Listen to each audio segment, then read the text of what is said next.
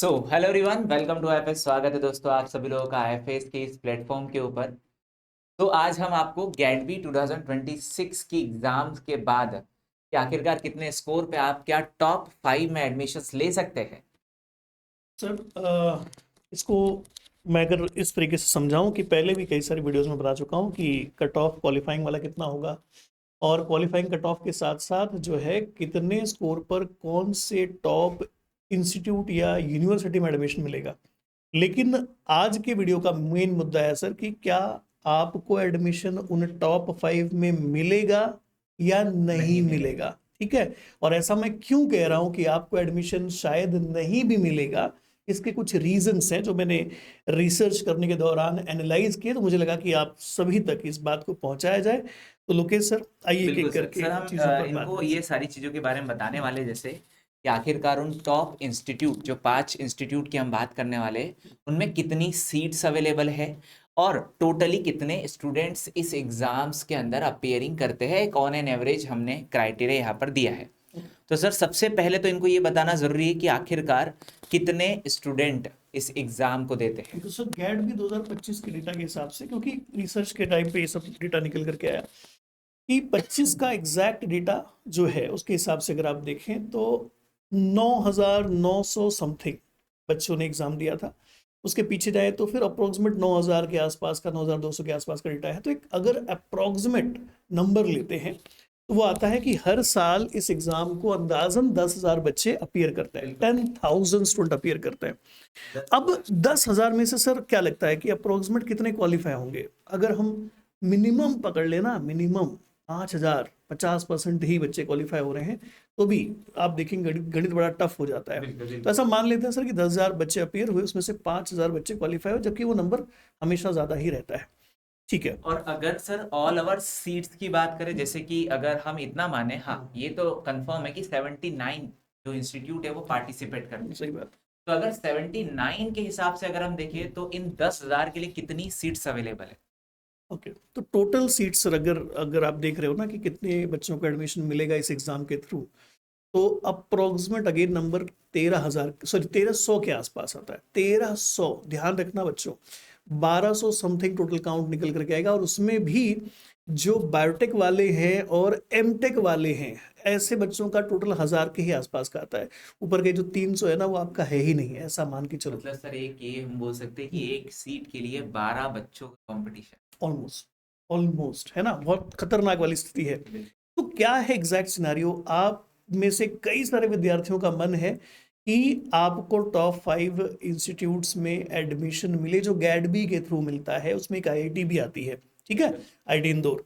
तो चलिए सर अब एक एक करके, वैसे मैं इनको इस बात पहले पर तो रिवील कर देते हैं यस, वो टॉप 5 इंस्टीट्यूट आखिरकार ये सब मैं उनको ऑलरेडी बता चुका हूँ कि वो कौन कौन से हैं, लेकिन फिर भी अब ये मुद्दा तो है बात करने वाला। तो जैसे जेएनयू है सर, अब बच्चे बिल्कुल सर। आईडीजाम के थ्रू भी कोशिश कर रहे हैं। उसके बाद हमने कह दिया कि सीयूडीपीजी के थ्रू कोशिश कर, आईडीजाम के थ्रू नहीं, सीयूडीपीजी के थ्रू कोशिश कर ही रहे हैं। लेकिन ये भी तो एक मौका था, स्पेशली वो बच्चे जो बायोटेक वाले डिपार्टमेंट में एडमिशन लेना चाहते थे, है ना। तो sir total number of seats देखिए जेएनयू में 30 है। 30। अब अगर किसी बच्चे ने मन ही बना लिया है कि मुझे जेएनयू में ही जाना है, तो दो बाधाएं हैं आपके पास। पहला, नंबर ऑफ सीट्स बहुत कम है, ठीक है, 30 है।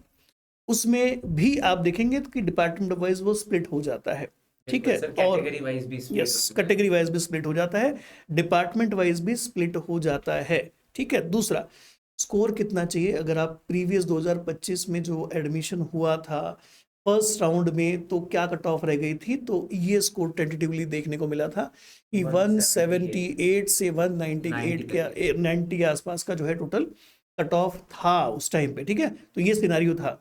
अब सर दूसरे नंबर पर मैंने इस बार आईटी इंदौर को रख दिया है, इसमें भी ऑलमोस्ट रेंज वही है, नंबर ऑफ सीट्स वही है। तो 30 और अप्रोक्सीमेट देखो स्कोर भी जो चाहिए ऑलमोस्ट वही रेंज का है, कुछ अलग नहीं है, 1-2 मार्क्स से क्या ही फर्क पड़ रहा है। सर अगर यहाँ पर देखा जाए तो 10 ही सीट अवेलेबल है Yes. और ऑन एन एवरेज तो नंबर उतना ही है, 190 तक। Yes. अब अगर आप एक काम करो ना, टॉप 5 के जितने भी है ना सबको प्लस भी कर दे, तो सबको टोटल करते कितने सीट्स हैं टोटल, तो ये सीट्स का नंबर सर जो निकल करके आएगा आप देख ही सकते हैं कितना हो रहा है सर। अप्रोक्सीमेट देखिए 130 के आसपास का आंकड़ा जा रहा है ना।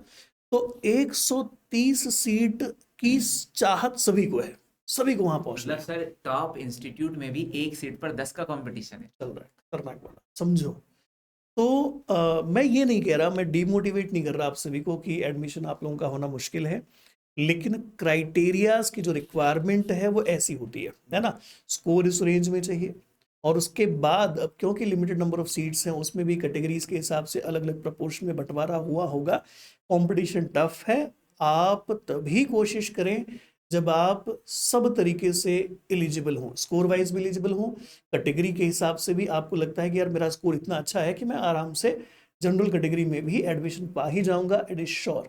ठीक है, नहीं तो फिर आप बाकी के जो इंस्टीट्यूट्स हैं, काफ़ी सारे बढ़िया बढ़िया इंस्टीट्यूट और भी हैं, टोटल 79 का काउंट है, उसमें से हम 5 की बात कर रहे हैं, 74 अभी भी हैं, है ना।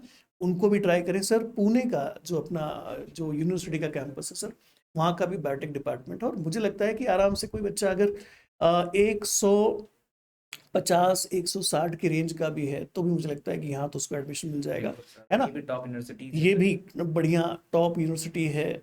पुणे को आप जानते हैं कि ऑक्सफोर्ड का दर्जा प्राप्त है ना, स्पेशली इस रीजन का। तो ऐसे बहुत सारे और भी इंस्टीट्यूट्स हैं, उनके लिए भी कोशिश करिए। उनके लिए भी अगर मान लीजिए आपको जानकारी चाहिए कि सर कितने स्कोर पर वहाँ पर एडमिशन मिलने वाला है, एक काम करिए कि 6 से लेकर के 10 या 10 से लेकर के 20 और आप टॉप 20 की लिस्ट के बारे में बता दीजिए कि सर किस पे कितना एडमिशन, कहाँ पर एडमिशन के लिए कितना स्कोर चाहिए, तो उसका वीडियो भी मैं बना दूंगा। 5 का बता चुका हूँ, अब इसके आगे जो और बचे हुए 15 हैं, मतलब 6 से लेकर के 20 तक के, उन पे एडमिशन के लिए कितना स्कोर चाहिए, अगर आपको वीडियो चाहिए तो कमेंट बॉक्स में लिख दीजिएगा, ताकि मैं उसका भी एनालिसिस निकाल करके आपको ये बता सकूं, और एक ज़्यादा बेहतर इंस्टीट्यूशन प्लस वहाँ पर जाने के लिए कितना स्कोर लगेगा ये अंदाज़ा आपको हो जाएगा, तो आपको काफ़ी ज़्यादा मदद मिलेगी कि कहाँ पर टारगेट करना है और कहाँ पर टारगेट नहीं करना है। ठीक है, तो ये है सर आज का हमारा सेगमेंट। आई होप इस पूरे डिस्कशन से इन बच्चों को कुछ ना कुछ ज़रूर मिला होगा, और आपकी अगर कोई रिक्वायरमेंट है जैसे मैंने कहा, तो आप लोग कमेंट ज़रूर करिएगा, ताकि मैं अगला वीडियो आप सभी के लिए उस चीज़ पर बना सकूं।